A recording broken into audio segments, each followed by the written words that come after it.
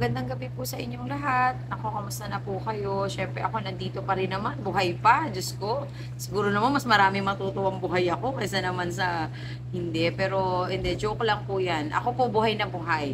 Marami lang po tayong ginawa, marami lang po tayong inasikaso, marami po taong tinulungan na hindi ko na po kailangan siguro publicly announce. Pero basta ang sa akin po, patuloy pa rin yung pagtulong po natin sa mga kababayan natin. Kahit hindi po taga Maynila, binababaan ko po. Nagkataon lang, sunod-sunod kasi yung schedule talaga. So, alam niyo naman, isa lang po yung katawan natin. Meron ding oras na kailangan magpahinga. Pero ito po kasi yung umpisa ng araw na to, na hindi na magpapahinga si Mara Tamundo. So, ma'am, kanina dito sa ereyang ito, nakita namin yung mga iba-ibang mga leaders na nananawagan na gusto kang kumandidato. Ano yung feelings mo na sila nananawagan na at buo ang suporta para sa iyo?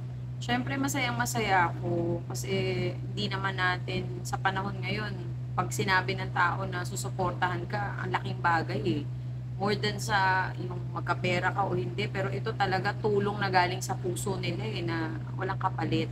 Masayang masaya ako na marinig sa kanila na pinagkakatiwalaan nila ako at talaga naman nandyan sila para tumulong din sa pagtulong natin. Siyempre, proud ako. Ang gusto ko lang naman, matulungan talaga ang buong Maynila para din sa ikauunlad po ng lahat. Ma'am, ano pa yung aabangan ng ating mga kababayan pagkatapos ng araw na ito? Alam mo, marami silang aabangan, pero marami din nag-aabang sa akin sa sasabihin ko, kaya hindi ko sasabihin. Ang totoo kasi talaga, gusto ko talagang tumulong sa lahat. Kung po pwede nga lang hindi na tayo matulog, di na ako matulog. Kasi marami tayong kailangan solusyonan at bigyan talaga ng solusyon na problema. Pero ako, ang hiling ko lang po, sana itong pagkakaisa natin, hindi lang para dito sa mga politiko, kundi tayo bilang isang tao. Na yung pagtutulungan natin talagang gawin natin hanggang sa dulo ng buhay natin. Na hindi lang dahil magkakaroon ng eleksyon kaya tayo magtutulungan. Kung hindi, habang nandito tayo, talagang maglingkod tayo para sa lahat. Ma'am, ano naman yung masabi mo na patuloy na naunguna ka sa rating na maraming nanawagan sa iyo na tumakbo ngayong eleksyon? Alam mo, nakakatuwa, pero naaawa din ako dun sa ibang tao. Naawa ako kasi sana mamulatan sila sa katotohanan na ito namang ginagawa natin hindi paglaban, kung hindi isang bagay na makakatulong para sa lahat. Hindi tayo naghahanap ng kaaway, hindi tayo naghahanap ng kalaban. Ang hinahanap po natin yung katotohanan na solusyon para sa kahirapan po dito sa Maynila. Mensahe na lang po para sa pangkalahatan dito sa lungsod ng Maynila.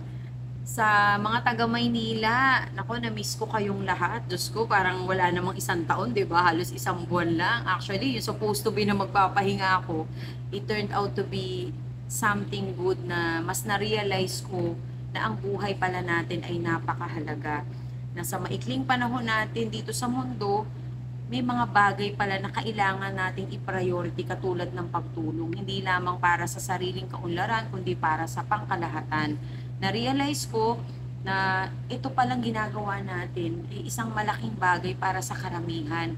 Kasi bukod sa nabibigyan natin sila ng lakas, nabibigyan pa natin sila ng pag-asa at the same time, nabibigyan natin ng pagkakataon yung bawat isa na ipakita na tayo ay tunay na Pilipino at gusto talagang maglingkod sa bawat isa.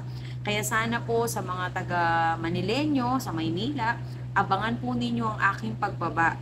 Abangan, ibig sabihin kahit anong oras, anong araw, ako po ay bababa. Hindi nyo po ako maaawat.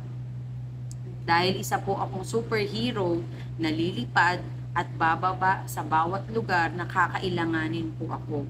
Ito naman po ay gagawin ko lamang bilang isang Mara Tamundong, isang taga Maynila, ipinanganak at lumaki dito. At ang gusto ko po, magbigay lamang ng tunay na paglilingkod, makapagsilbi po sa ating mga kababayan at higit sa lahat, maibsan na po yung kahirapan natin, mabigyan natin ng pag-asa yung bawat isa. Kaya sa mga taga Maynila, good luck sa inyo. Lalo na dun sa mga ayaw ko makita, hindi. Alam ko naman gusto nila ako makita, pero abangan po ninyo ako sa mga darating pa na araw na ako po ay biglang bababa sa inyo at magbababa po ng programa para sa ating mga senior citizen bilang ako po ay senior citizen advocate. At syempre, pipilitin po natin na matugunan din po ang pangangailangan ng mga kabataan, ng mga single parents. Kaya sana po abangan po ninyo ang aking pagbaba at hinihiling ko lang po na sana yung bawat barangay wag po nyo bigyan ng ibang kahulugan, kundi ito lamang po ay pandagdag tulong para sa ating lahat. Thank you!